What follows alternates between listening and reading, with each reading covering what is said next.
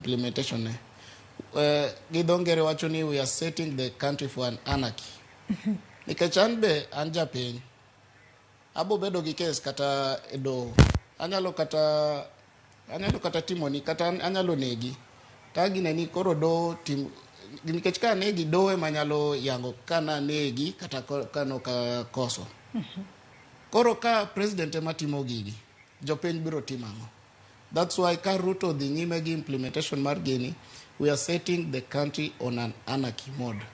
To en gima rach nikech 2010 Kenya no wayudo katiba maber ma protect wach judiciary, ma protect japiny. Nikech wan be kaka wakinde sani wan gi luoro mang'eny.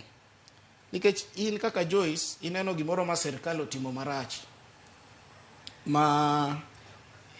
Wagoyo mana twak tangisi Joyce kae serikal notimo marach. Wanyalo dhi e do an kaka wakindi. To ka dhi e do to do osekwerwa ni koro sword cha en mar ng'ado joma.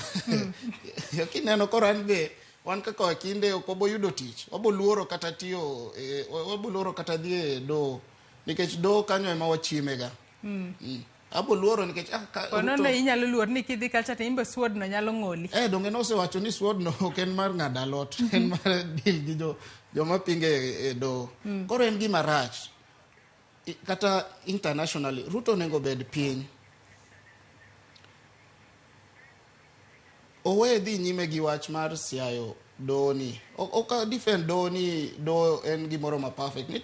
Nitie judges moko achiel ariyo kaka no yud Justice Chitembwa. To nitie process no. Ok ni koro dehumanize ng'ani ni koro un joma richo utiyo gi opposition uginene Sani Ruto men ker and a symbol of national unity. Wewe winja ne Clifford bende pache kotudore kod mani winjo kanyo ka japiny moro penjo ni ponono ka jatend piny Kenya William Ruto dhi mbele kod chenro mage. Ahinya wang'eyo ni mano mar gero udi manengo gi yot mar ng'ado omenda no mar housing levy to doho odagi. Ang'o mabiro timore e piny ka jopiny nyalo timo nang'o to do nyalo timo nang'o. Wantiere kod mano mar weche mag thieth bende manyaka